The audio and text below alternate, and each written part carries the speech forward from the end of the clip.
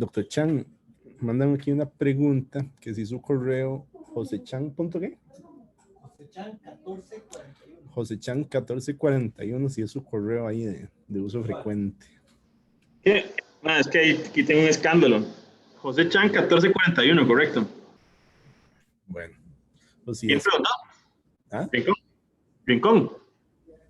Si es más bien Cositico, 1920.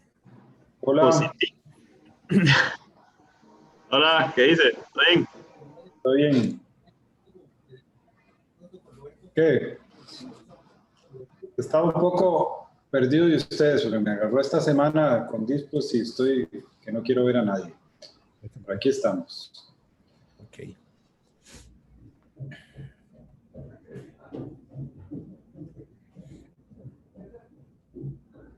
Al final decidieron cuándo dar el resto de los pares craneales.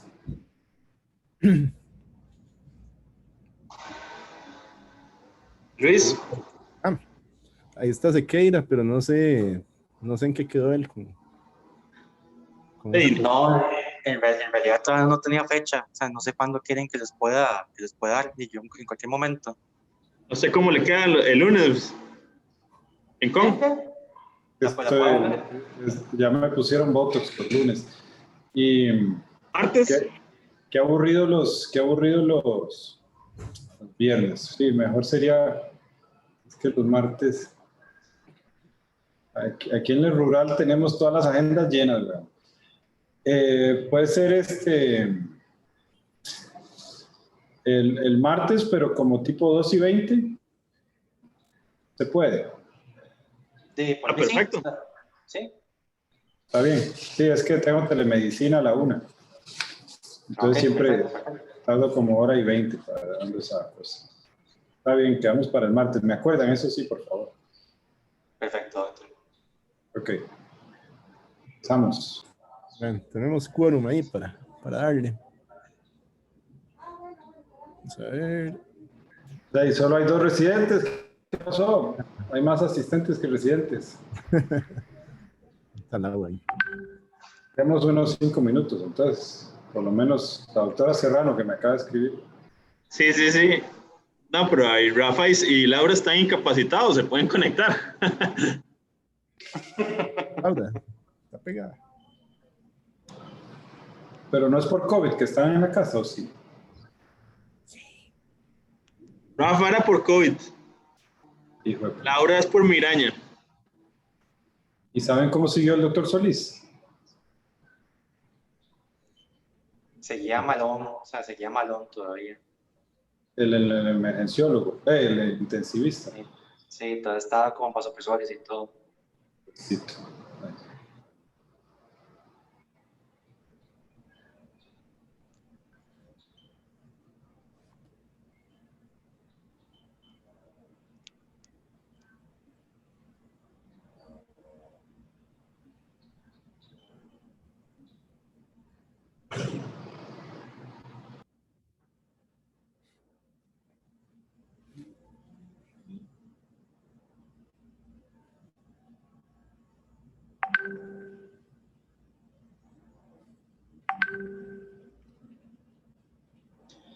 No, que una pregunta, es que no sé si lo habrán comentado antes de que me conectara. No han dicho nada todavía del examen, ¿verdad? De la modalidad. No se preocupen, no se preocupen. Lo más probable, pienso yo, es que lo más probable no. O sea, lo que vamos a hacer, yo una vez le pido a Chan, ustedes me enviaron un resumen de sus clases, está muy bien. Vos tenés el link donde habían bajado las clases, ¿verdad? En Zoom. Oh, sí. Si quiere, le voy a enviar el link a la carpeta y ahí usted se mete y revisa cualquiera que quiera revisar. Sí, sí, es para ver si se me va algo, porque hubo un par de clases que no estuve yo.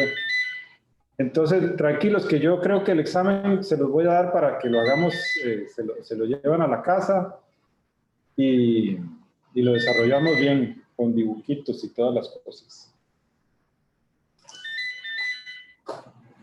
Perfecto, entonces, doctor, más bien. Rafa, ¿estás vivo? Doctor Barbosa está La preguntando. pregunta sería, ese 30, ¿todos están libres o alguien tiene guardia? Poco golpeado, pero Es- vivo. Porque entonces yo se los daría tipo 6 de la tarde y me lo entregan a las 9 de la noche, una cosa así. Sí, yo creo que- bueno, yo- Yo pero creo que no, mentira, no tengo guardia 30. No sé Luis y Rafita y Laura. Ok. yo creo que yo estoy No. libre. Yo sí Yo puedo. soy el 29 de guardia, entonces sí, sí puedo. Salado, cansado bien. Papita, ¿cómo vas? Hola, hola. No sé por guardia. Está bien. Entonces vamos a hacerlo así la idea es que sea un examen para que demuestren que saben nada más, no para jodernos.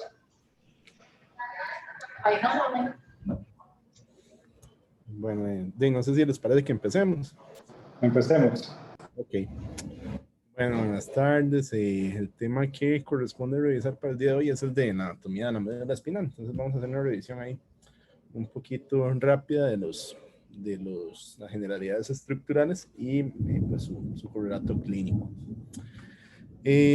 Para empezar, ¿verdad? Vamos a hablar de que la médula espinal es una estructura tubular que consta de 32 segmentos medulares, ¿verdad? Que van a estar definidos por la sección más superior por su relación con las diferentes vértebras, ¿verdad? Vamos a tener que existen 8 segmentos medulares cervicales, 12 torácicos, 5 lumbares, 5 sacros y una cantidad variable de 2 a 3 segmentos coxígeos que van a tener, pues obviamente, ¿verdad?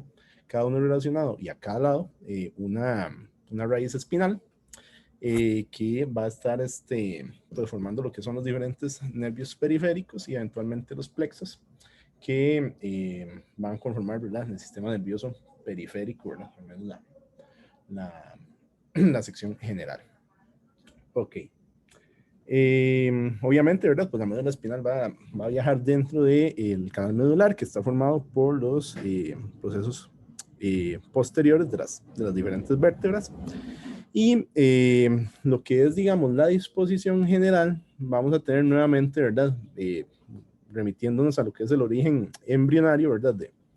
Del tubo neural, que las estructuras más anteriores van a tener un condicionamiento, una funcionalidad más motora y las partes o las estructuras posteriores van a tener una diferenciación más sensitiva. Y esto, ¿verdad? Nuevamente, como hablábamos en la clase del tallo cerebral, pues va a venir orquestado por un gradiente molecular que en esencia lo va, el efector, digamos, o el que marca esa distinción es la producción de sonic hedgehog a nivel de la notocorda, que es un remanente a nivel del mesodermo, ¿verdad? Que va a generar esa diferenciación o esa migración de las estructuras motoras o eferentes hacia la región ventral y las sensitivas hacia la parte más dorsal, ¿verdad? Eso como una forma, digamos, de entenderlo, la parte del desarrollo.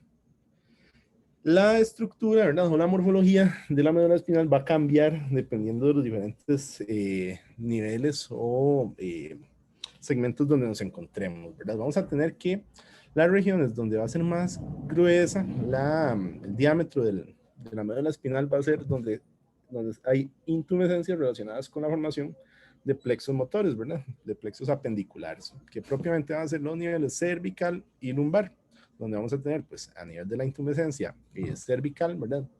Y lumbar, pues, la formación de los respectivos plexos. Y a nivel torácico y sacro, pues, una estrechez mayor de la médula espinal. Otra particularidad, digamos, de la disposición o de la distribución entre el porcentaje de sustancia gris y sustancia blanca es que entre más voy descendiendo hacia los niveles sacros, ¿verdad? Hacia más caudal, voy a tener menos presencia de fibras de sustancia blanca, ¿verdad? Entonces vamos a ver que en los segmentos sacros prácticamente todo el grosor de la médula espinal va a estar formado por la sustancia gris y va a ser muy poco, digamos, el volumen de sustancia blanca. Conforme va ascendiendo y la médula espinal va poco a poco reclutando fibras ascendentes y también va adquiriendo las fibras descendentes de las diferentes estructuras, es que se va a ir engrosando, digamos, esa región periférica de la sustancia blanca, ¿verdad? Lo otro es eso, ¿verdad? Que precisamente, digamos, la disposición de sustancia gris y sustancia blanca, a diferencia de el encéfalo, ¿verdad? Va a tener más bien un arreglo con la sustancia gris hacia la porción interna de la médula, ¿verdad? Y la sustancia blanca a nivel periférico. Si nosotros vemos los diferentes cortes, ¿verdad?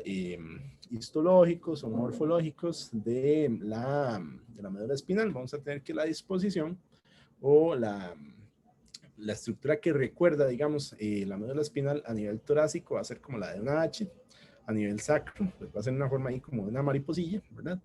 Y a nivel cervical y lumbar va a tener una distribución un poco más heterogénea.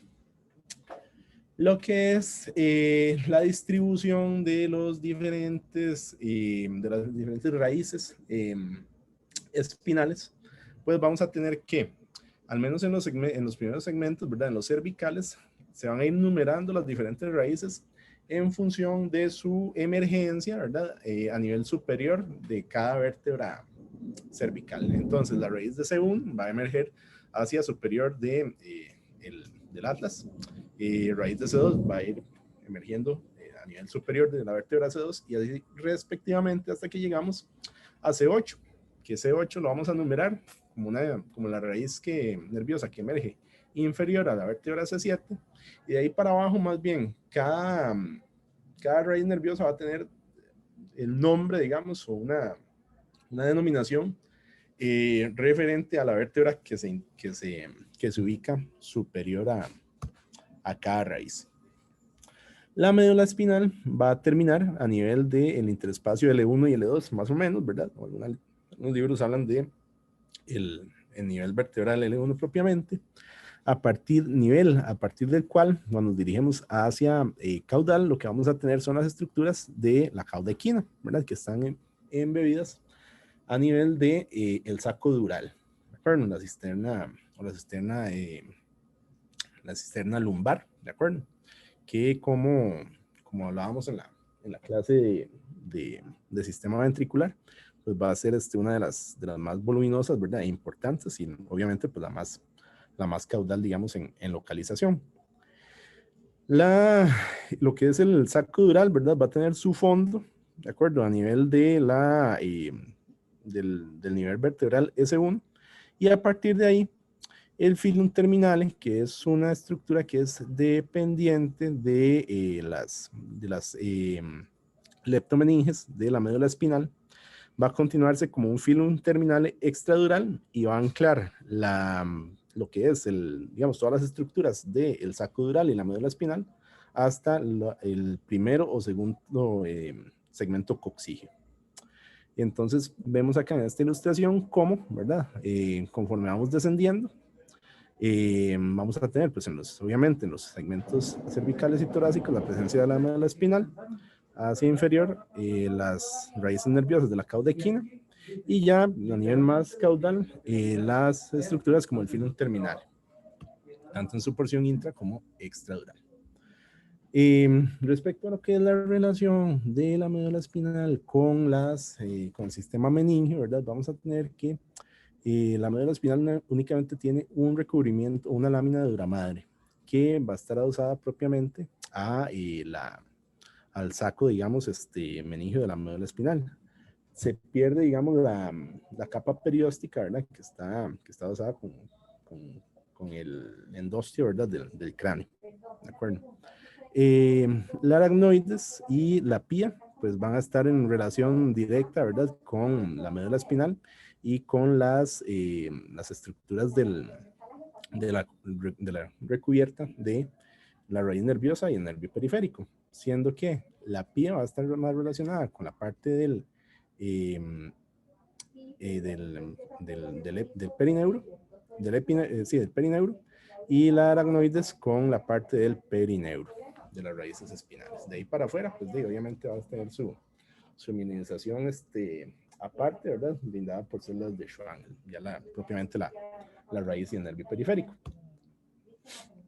Esta es otra ilustración que nos demuestra, ¿verdad? El arreglo general de la médula espinal, que va a tener obviamente astas anteriores, que son motoras, astas posteriores, que son más sensitivas, las raíces tanto ventrales como dorsales, ¿verdad? Que van a confluir a nivel de los forámenes de conjunción, que van a tener un arco superior, un arco inferior, brindado por dos vértebras adyacentes, y de ahí para afuera se va a unir, ¿verdad?, como un nervio periférico. Es importante que, obviamente, ¿verdad?, adosado, ¿verdad?, o en relación a cada raíz dorsal va a estar un ganglio de la raíz dorsal, que es propiamente donde se encuentran los somas de las neuronas sensitivas de primer orden. Estas neuronas son bipolares y propiamente en realidad su cuerpo neuronal va a estar en el ganglio de la raíz dorsal. De ahí va a viajar, va a hacer sinapsis en diferentes estructuras laminares que vamos a ver más adelante, y pues la raíz ventral, a diferencia de la raíz dorsal, pues va a tener su soma en el asta anterior y va a viajar uniéndose, digamos, a nivel del foramen de conjunción, y de ahí para afuera como el nervio periférico. Ok. Otra cuestión importante que tenemos que tomar en cuenta es ya a nivel propiamente, ¿verdad?, externo, ¿verdad?, o de emergencia del nervio periférico, que digamos, las estructuras simpáticas van a tener una distribución cérvico-torácica y van a emerger sus neuronas preganglionares del asta intermedio lateral de la médula espinal.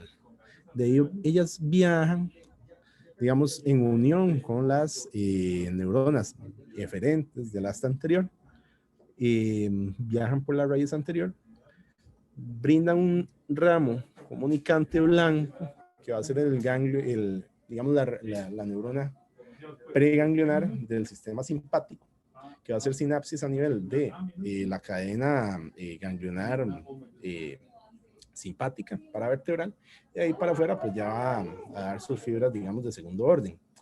También, ¿verdad?, la otra estructura que brinda, digamos, la comunicación, digamos, ya de lo que es el ganglio paravertebral con el nervio periférico, pues se va a llamar el ramo comunicante gris. ¿De acuerdo? Entonces, el ramo comunicante blanco sería el que viene del asta intermedio lateral hacia el ganglio de la raíz dorsal, y el ramo comunicante gris es el que va del ganglio paravertebral hacia el nervio periférico y ya manda, digamos, la neurona de segundo orden de vuelta y hacia toda la economía.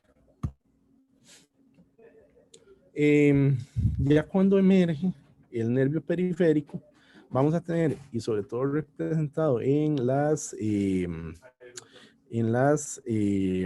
raíces nerviosas cervicales y torácicas, que vamos a tener un ramo anterior o una rama anterior y una rama posterior del nervio periférico, que la rama anterior, en los sitios donde hay vamos a ver, plexos apendiculares, ¿verdad?, como son las intumescencias cervical y lumbar, esa rama anterior es la que va a formar los plexos periféricos, los plexos nerviosos, y el ramo dorsal es el que va a inervar todo lo que es la musculatura paravertebral y dar la sensibilidad de la región dorsal. A nivel, digamos, de los segmentos torácicos, pues este ramo anterior, como no da plexos, lo que va a hacer es inervar las estructuras intercostales.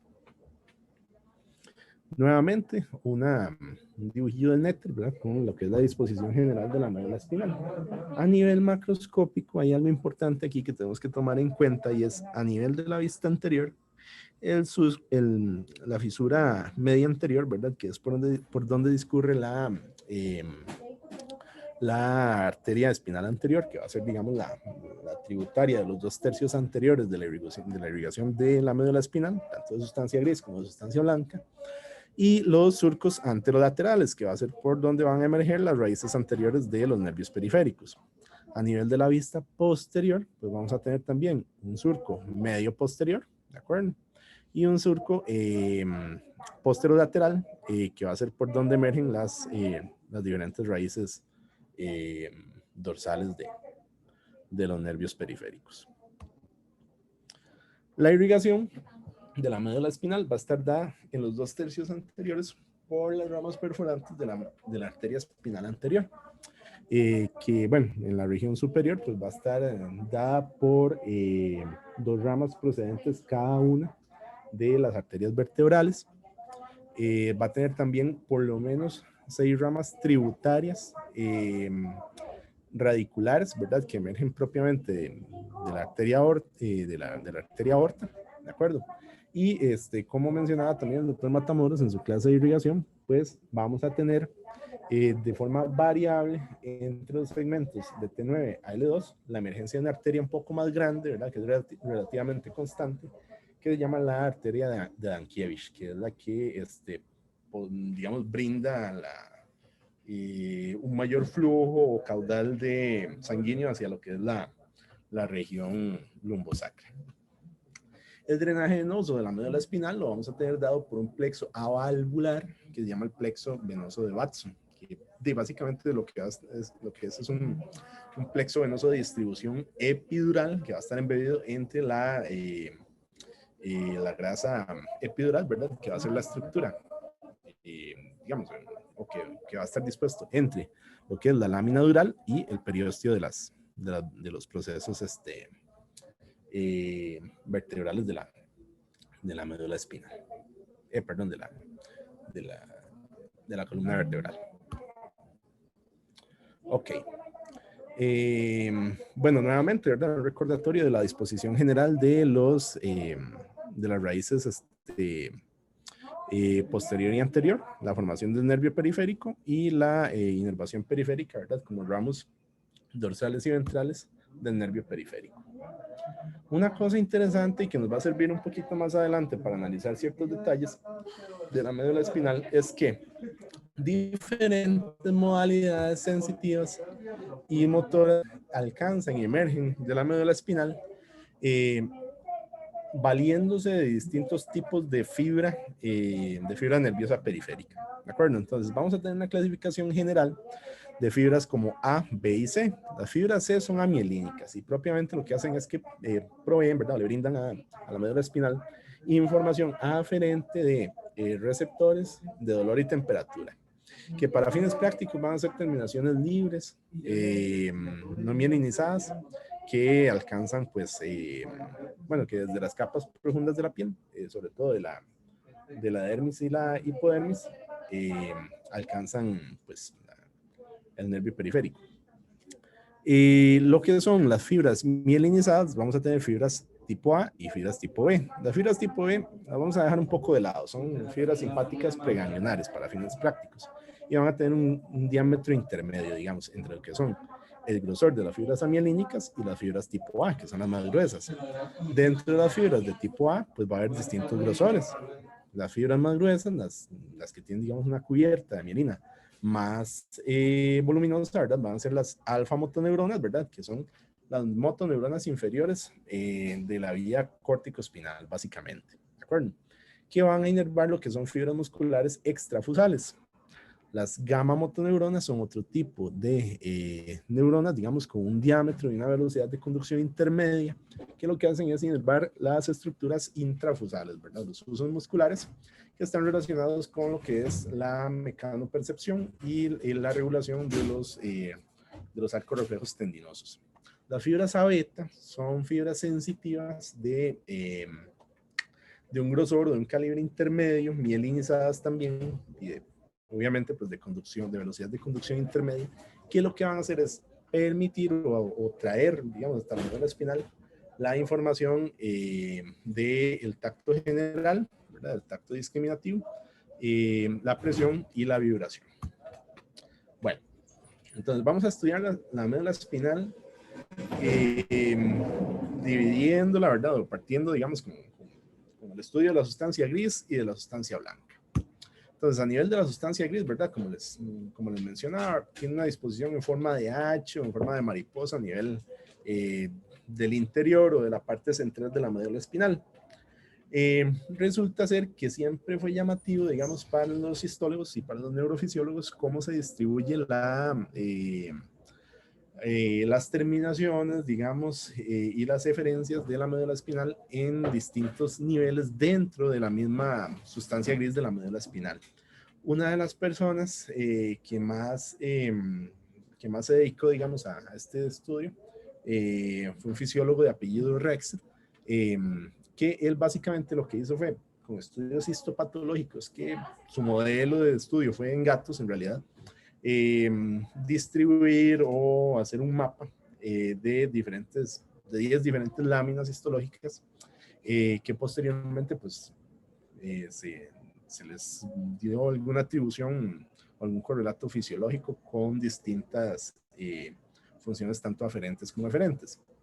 Entonces, a manera general, las primeras 5 o 6 láminas de Rexed van a formar lo que es la parte del asta posterior.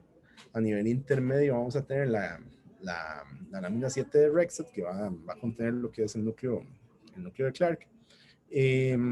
Vamos a tener una de las láminas 8 a la 9, conformando la región del asta anterior, y una lámina 10 de Rexed, que va a ser básicamente pues la región circundante al canal central de la médula espinal. Bueno, entonces, más o menos, cuando nos ponemos a ver la distribución de las diferentes funciones de las láminas de Rexed, vamos a tener que la lámina 1 es un sitio de terminación básicamente de fibras de dolor, está bien, pero también tienen aferencias de fibras sensitivas generales.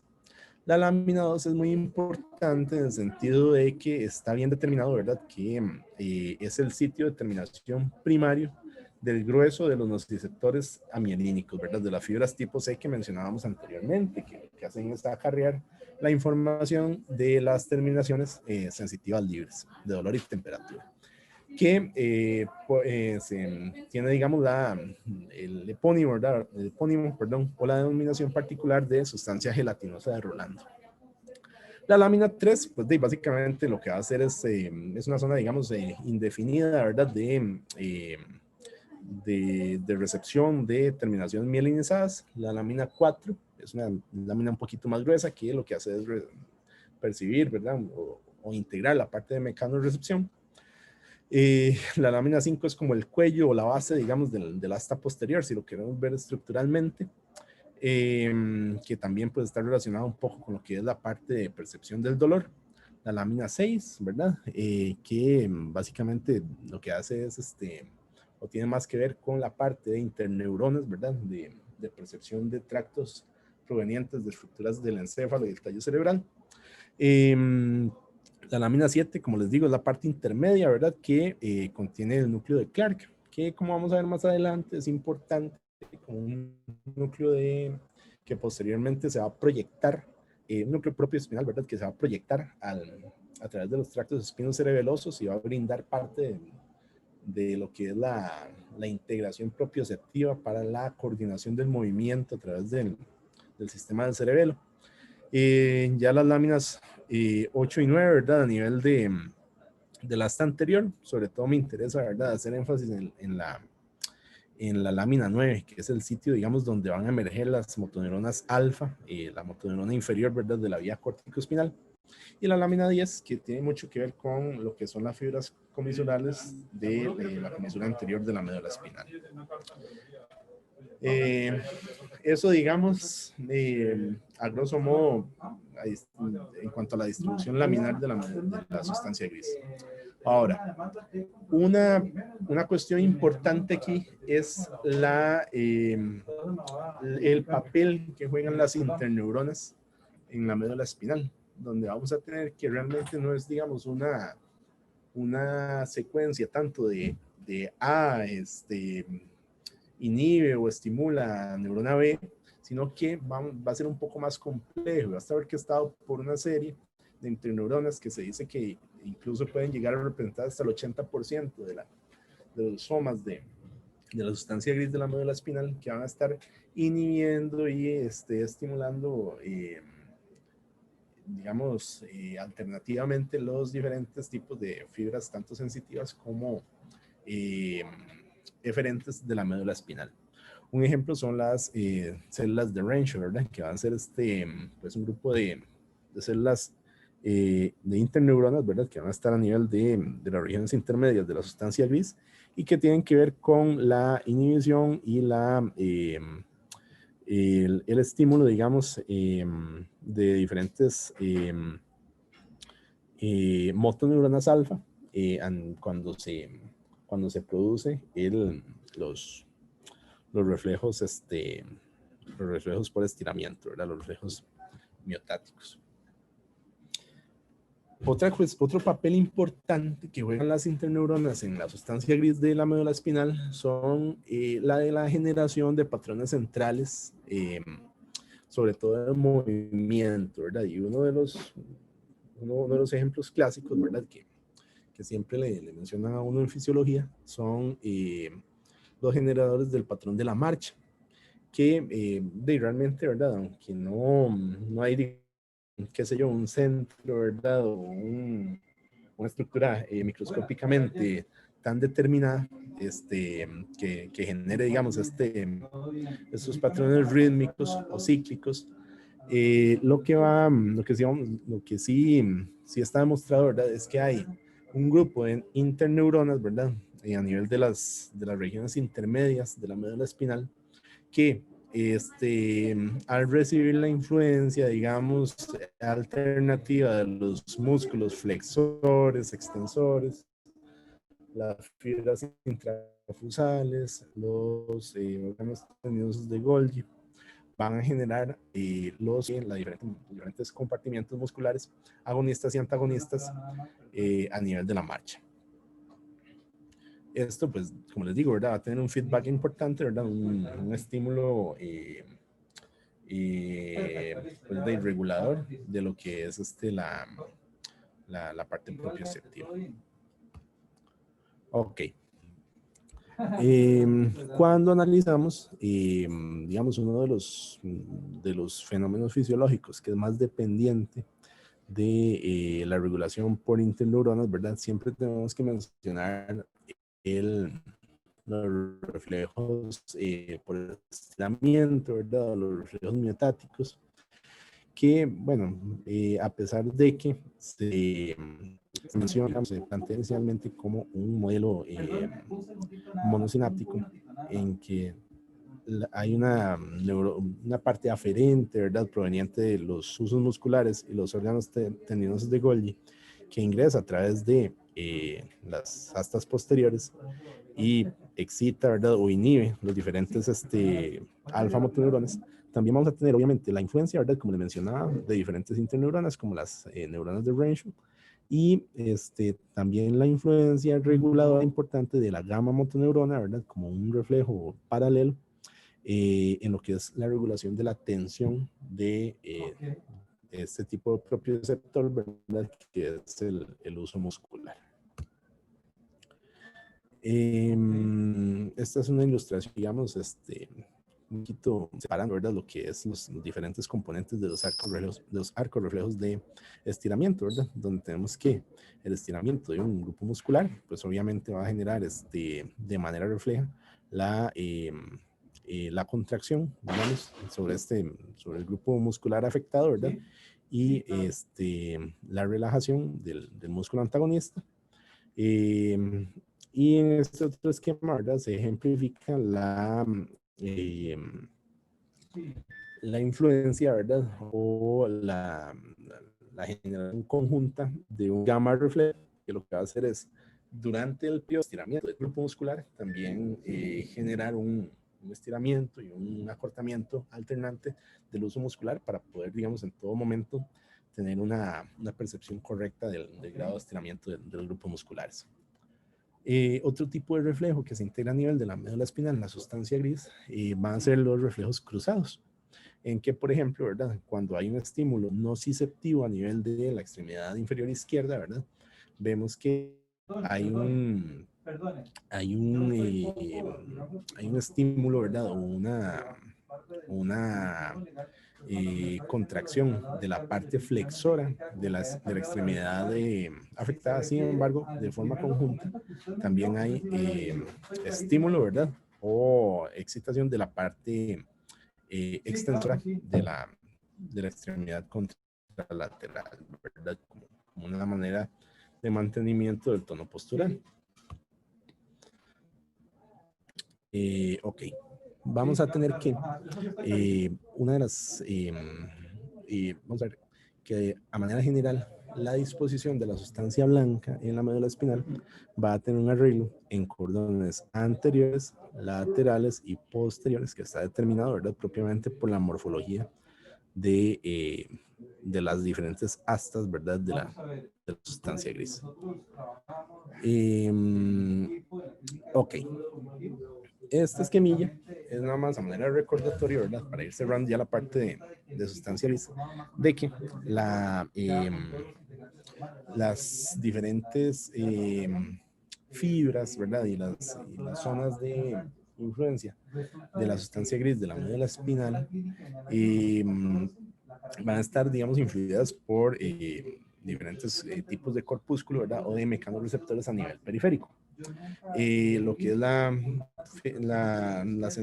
percepción de los estímulos nociceptivos, ¿verdad?, tanto mecánicos como químicos y de temperatura extrema, ¿verdad?, van a viajar a través de fibras semielínicas. Las fibras A beta, ¿verdad?, están más relacionadas con lo que son los receptores encapsulados, ¿verdad?, que van a ser receptores como los corpúsculos de Meissner, de Pacini, los discos de Merkel o los corpúsculos de Ruffini, que van a integrar, digamos, a diferentes niveles de las capas de la piel, pues estos tipos de estímulo. Bueno, ya esto lo habíamos mencionado respecto a los reflejos tendinosos. Otra parte importante, digamos, a tomar en cuenta cuando uno estudia la sustancia gris de la médula espinal es que, por ejemplo, a nivel de lo que es percepción del dolor, ¿verdad?, y de los estímulos sensitivos en general, no es tan sencillo, digamos, como que hay una carga de trenes de potenciales de acción, ¿verdad?, que van a ser ascendentes, sino que hay diferentes sistemas de regulación. De lo más importante, ¿verdad?, que menciona la literatura en fisiología, es el sistema, digamos, de la compuerta, ¿de acuerdo?, que es un mecanismo de regulación que está mediado por interneuronas encefalinérgicas y liberadoras de opioides, que lo que hacen es, pues, regular, digamos, el tren o el volumen de potenciales de acción que alcanzan los sistemas ascendentes, ¿verdad?, sobre todo a nivel del espinotalámico. Y obviamente, pues también hay una parte regulatoria superior, descendente, ¿verdad?, que viene dada por la sustancia gris periaqueductal, el mismo diencéfalo en general, y también, pues, ciertas estructuras como los centros noradrenérgicos y serotoninérgicos del tallo cerebral. Ok. De funciones y distribución de la sustancia gris de la médula espinal. Ahora, hablando de sustancia blanca, vamos a tener que, como les adelantaba, ¿verdad?, la estructura y la conformación de la sustancia gris, pues nos divide, digamos, los cordones de sustancia blanca en tres sistemas o en tres grupos de haces, tanto ascendentes como descendentes, donde vamos a tener un sistema de cordones posteriores que básicamente va a ser ascendente sensitivo, ¿verdad?, para la modalidad de tacto epicrítico, ¿verdad?, lo que es vibración, propiocepción y discriminación sensitiva. Va a haber un sistema de cordones anteriores que sobre todo tiene una representación, digamos, descendente, ¿verdad?, dentro de de la parte más anterior de los cordones ascendentes. Realmente solo está por ahí el tracto espinotalámico lateral, y la parte digamos anterolateral, ¿verdad?, de los cordones de la sustancia blanca de la médula espinal, pues van a tener representación de diferentes estructuras, ¿verdad?, como los tractos corticoespinal laterales, los espinotalámicos laterales, y otros descendentes como el rubro espinal y el retículo espinal, que vamos a irlos analizando ahorita de uno en uno. Ok. Vamos a ver, hablando de lo que son las vías descendentes, vamos a tener que, en principio, ¿verdad?, la vía clásica de la que se agarra uno para empezar a estudiar, ¿verdad?, los tractos de la médula espinal, va a ser la vía del tracto córtico-espinal, ¿verdad? El tracto córtico-espinal, pues, como todos sabemos, pues es básicamente la vía motora voluntaria general, ¿de acuerdo? Que va a estar generada pues en un 30% por neuronas de la banda motora a nivel del giro precentral, va a tener 30% de representación de las cortezas premotoras y motoras suplementarias, y va a tener el 40% restante de representación de las cortezas somatosensoriales, como los principales centros de generación, digamos, de la vía piramidal. De ahí parte la corona radial, la cápsula interna, los pedúnculos cerebrales, la base del puente, las pirámides a nivel del bulbo. A nivel inferior del bulbo tiene una decusación, ¿verdad? Donde el 90% de las fibras van a ubicarse con una disposición contralateral y hacia los cordones laterales, ¿verdad? Como la vía principal, ¿verdad?, que sería el córtico espinal lateral, y 10% va a permanecer sin decusar, ¿verdad?, a nivel ipsilateral como un tracto córtico-espinal anterior, que más que nada va a tener influencia sobre lo que son los segmentos superiores cervicales y torácicos de la médula espinal. Esta, digamos, sería como la representación de la primera neurona, ¿verdad?, de la vía motora. Eso en cuanto al tracto córtico-espinal. Ahora, otro de los tractos, ¿verdad?, descendentes de la médula espinal lo vamos a tener representado por la vía rubroespinal. La vía rubroespinal va a partir de la porción magnocelular, que es la región más inferior de la médula espinal, que viaja a través de la parte lateral, digamos, de los cordones de la médula espinal, hasta alcanzar sobre todo las neuronas del asta anterior, tanto alfa como gamma neuronas, que son regulatorias del tono postural. Está muy relacionado, digamos, la influencia del núcleo rojo, ¿verdad?, con lo que es la estimulación de la musculatura flexora de las extremidades. Y de hecho, una de las manifestaciones, ¿verdad?, que se ven en estados de alteración de la conciencia, ¿verdad?, son las posturas que se describen, ¿verdad?, clásicas por ejemplo, de corticación, ¿verdad?, donde se libera la influencia del núcleo rojo, el tracto rubroespinal, y se pueden favorecer estas posturas, digamos, de flexión apendicular. Otra de las estructuras aquí importantes también va a ser la vía, digamos, tectoespinal y la vía intersticio espinal.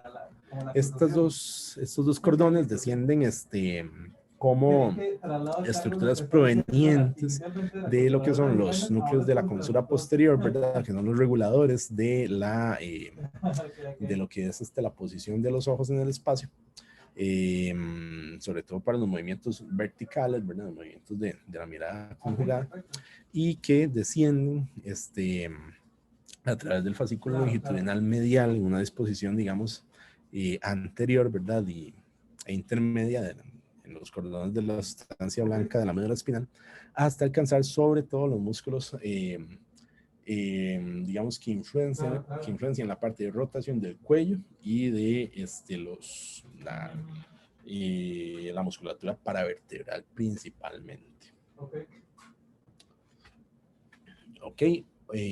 También vamos a tener la representación, digamos, uno de los tractos descendentes, que sería la vía vestíbulo espinal, que básicamente el tracto vestíbulo espinal va a venir de los tractos de los núcleos vestibulares, perdón, lateral y medial, para influir sobre todo la parte de los núcleos laterales en lo que es la inervación de la musculatura de las extremidades inferiores, y los mediales en la de las extremidades superiores.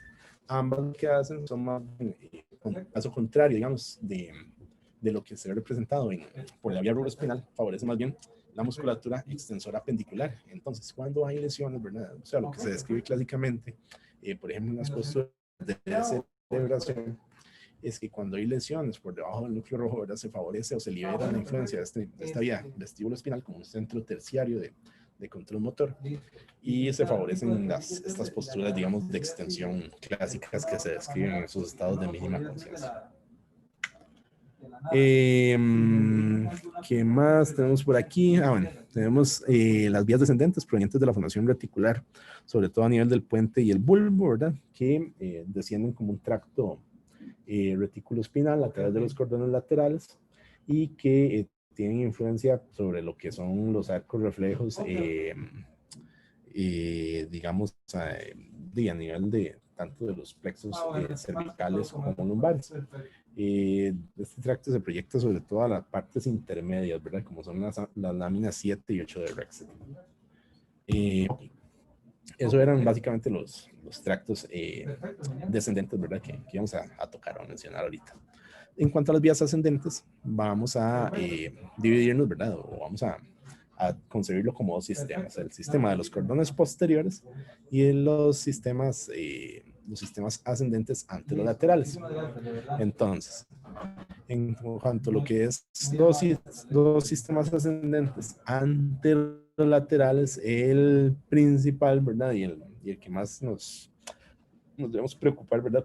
Por tener en cuenta, ¿verdad? Va a ser el sistema de la vía espinotalámica lateral, que básicamente va a ser una vía, ¿verdad? Que integra o que se transmite lo que son las modalidades de percepción del dolor y la temperatura, que alcanzan las raíces, las astas posteriores de la médula espinal a través de sus neuronas, ¿verdad? De sus fibras provenientes de los somas del ganglio de la raíz dorsal, y que hacen sinapsis, digamos, en su neurona de segundo orden directamente en la médula espinal.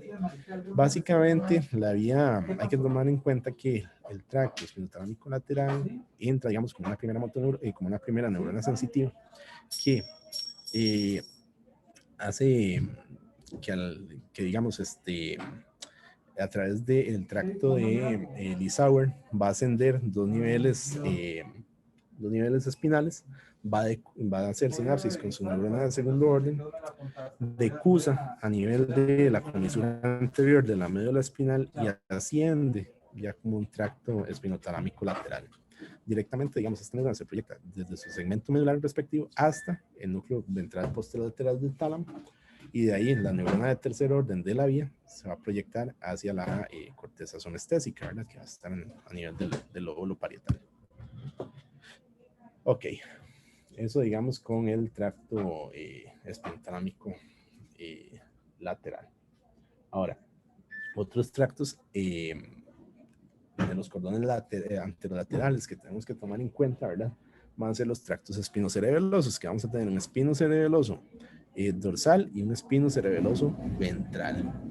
El espinocerebeloso dorsal está más relacionado con lo que es la musculatura, digamos, de la parte inferior de la médula espinal, ¿verdad? En la parte lumbosacra. Y el espinotalámico ventral está más relacionado con aferencias propioceptivas de las extremidades superiores, ¿verdad? Eso no es excluyente, digamos, de que tengan fibras de ambas regiones anatómicas. Sin embargo, lo que sí hay que tomar en cuenta, ¿verdad?, es que ambos tractos tienen una diferenciación en su sitio de entrada hacia lo que es el cerebelo, ¿verdad? Siendo que el espinocerebeloso dorsal va a ingresar a nivel del cuerpo yuxtarrestiforme, perdón, para alcanzar el lóbulo anterior y el flóculo nodular del cerebelo, y el espinocerebeloso, perdón, ventral va a ascender, digamos, como un asa, ¿verdad? Que alcanza el pedúnculo cerebeloso superior, y de ahí se proyecta hacia el lóbulo anterior del cerebelo principalmente. Ok. Vamos a ver. Listo. Vamos a ver.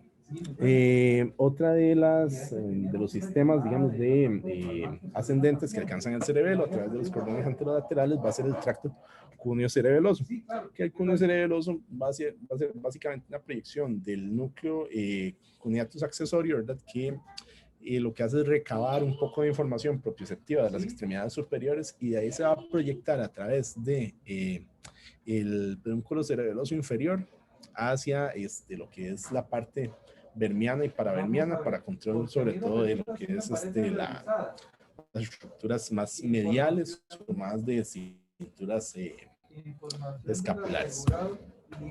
Ok.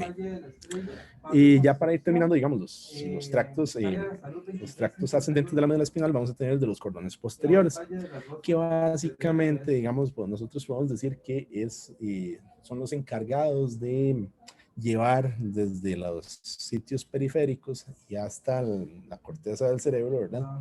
Ulteriormente, las modalidades sensitivas epicríticas, ¿de acuerdo? Que van a ser la vibración, la propiocepción y el tacto discriminativo.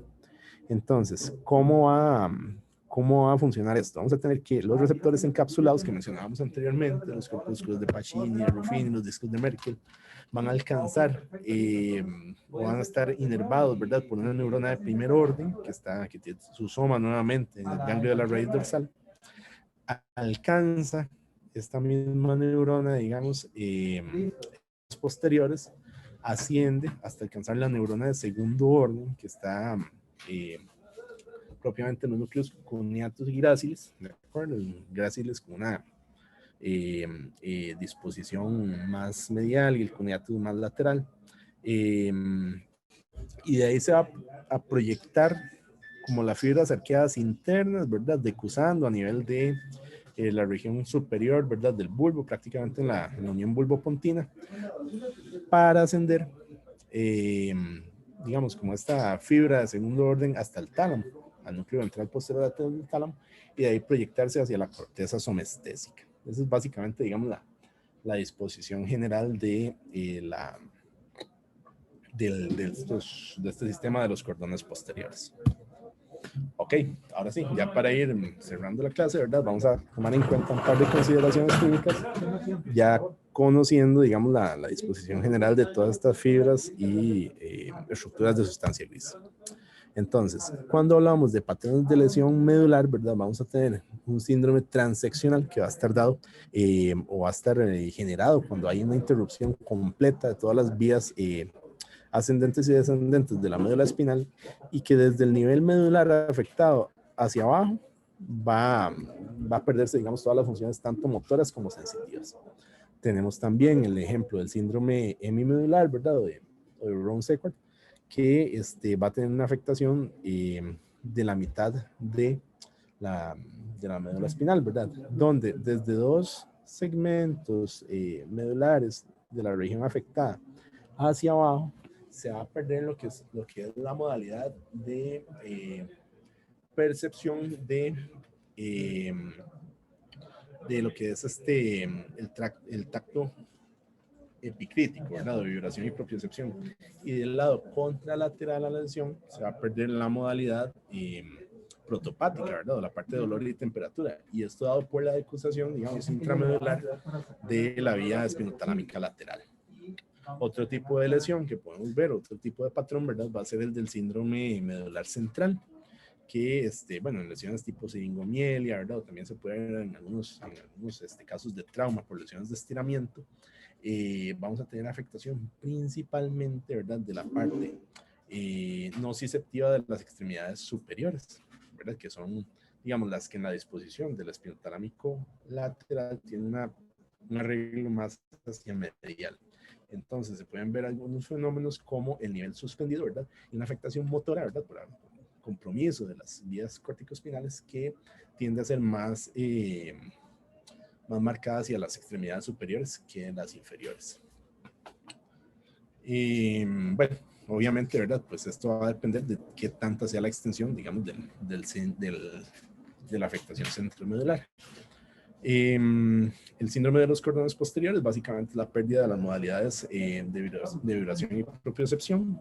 Uno de los ejemplos clínicos donde se puede mostrar esto es en las degeneraciones combinadas, ¿verdad? Subagudas por deficiencia de B12, bueno, cuando había más casos de sífilis terciaria, ¿verdad? Se describía la tabes dorsalis. Y el síndrome el síndrome espinal anterior, que básicamente, ¿verdad? O clásicamente se describe en infartos de los 2/3 anteriores de la médula espinal por compromiso de la irrigación de la arteria espinal anterior, donde lo que se va a respetar o se va a preservar pues son las modalidades de los cordones posteriores que son propioceptivas, de vibración y de tacto no doloroso. Otros dos síndromes grandes, ¿verdad? Que tenemos que saber identificar y que son potenciales emergencias incluso neuroquirúrgicas, ¿verdad? Son el síndrome del cono medular y el de la caudequina, que tienen sus similitudes, pero que tienen algunos puntos, digamos, discordantes donde nos permite diferenciarlos y que tienen obviamente su correlación clínica, ¿verdad? El síndrome del cono medular pues va a ser obviamente por afectación, ¿verdad? De la parte más distal de la médula a nivel de los segmentos L1, L2, ¿verdad? Propiamente su sitio de terminación. Y va a tener pues una presentación más aguda, donde va a haber más afectación, una afectación más simétrica, ¿verdad? De la parte motora, donde hay una disfunción esfinteriana, disfunción eréctil y demás, que es muy temprana, y que el patrón de afectación de la sensibilidad es más perianal, ¿verdad? Propiamente por las raíces sensitivas afectadas. A nivel de lo que es el síndrome de la caudequina, más bien va a tener pues una instauración un poquito más asimétrica, ¿verdad? Que va a ser un poquitillo más larvada.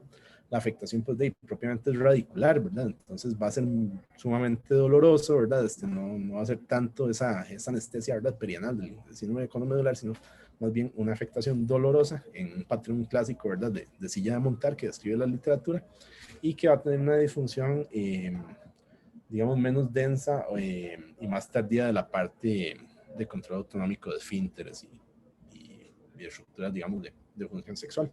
Y este es el patrón, digamos, de la debilidad, ¿verdad? Y del dolor en silla de montar que se describe. También podemos identificar cierta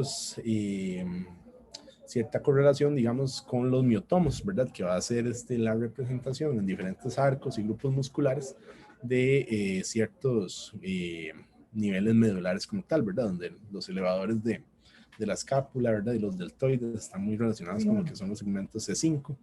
El bíceps, ¿verdad? Tiene una contracción que está más orquestada por la raíz C6, el tríceps, ¿verdad? Con la extensión de la articulación del codo está gobernada, digamos, por la función de C7, C8 está más con la función de flexión de los dedos. Cuando se abducen los dedos, ¿verdad? Que están más relacionados con los músculos interóseos y lumbricales. Esa es la función de T1.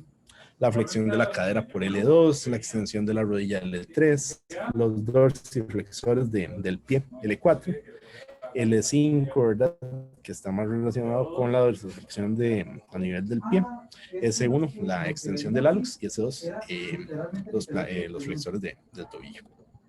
Y obviamente, ¿verdad? Pues vamos a tener un mapa de distribución de los diferentes, de las diferentes raíces sensitivas, que va a ser los dermatomos. Niveles importantes que uno tiene que tomar en cuenta, ¿verdad? Es que a nivel de la escápula, pues va a estar a nivel del dermatomo C4, T4 a nivel de los pezones, T10 a nivel de la cicatriz umbilical, L2 más o menos en la región del ligamento inguinal, L4, ¿verdad? Muy relacionado con lo que es la parte anterior de la rodilla, y pues obviamente, ¿verdad? Los segmentos sacros a nivel perianal. Y lo que es la integración de diferentes reflejos, ¿verdad? Vamos a tener que el reflejo bicipital se integra a nivel de C5, C6, el estilo radial es más dependiente de C6, el tricipital C7, el patelar de L2 a L4 y el aquileo representa, ¿verdad? Nos da un poquito de información de lo que es la integración a nivel del segmento medular S1. Básicamente eso era lo que les traía ahí, un poquito de repaso anatómico y correlación clínica. Bien. Una pregunta, me perdí, creo que un minuto, y no sé si ahí hablaste de la vía urinaria. No, no, señor, es que hay una clase de control de la micción, creo, por ahí, entonces lo dejé como un poquillo de lado. Sí, porque eso sí, con esclerosis múltiple es muy frecuente.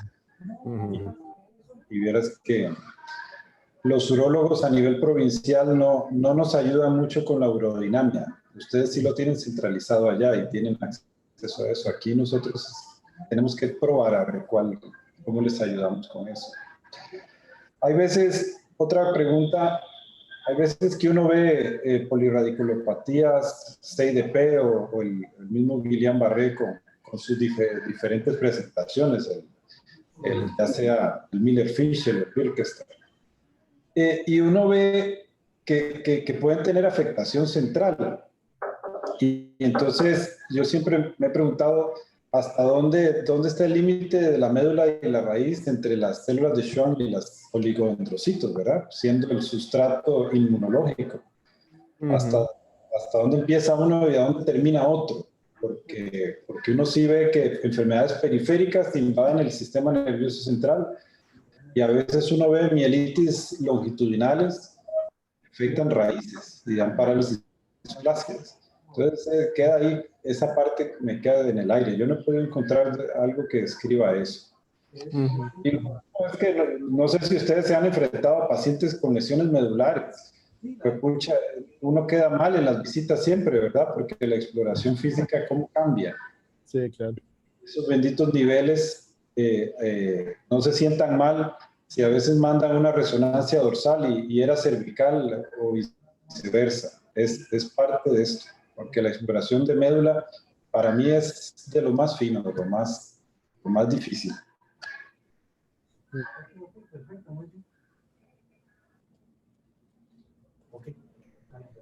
¿Listos? Estamos. Dice el doctor Barbosa que hay un correo ahí en sus correos para que lo revisemos. Que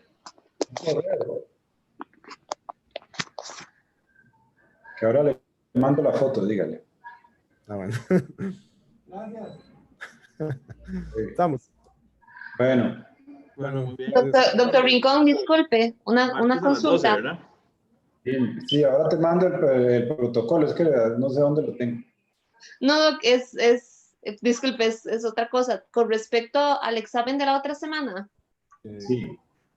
va a ser como... Es que usted llegó tarde.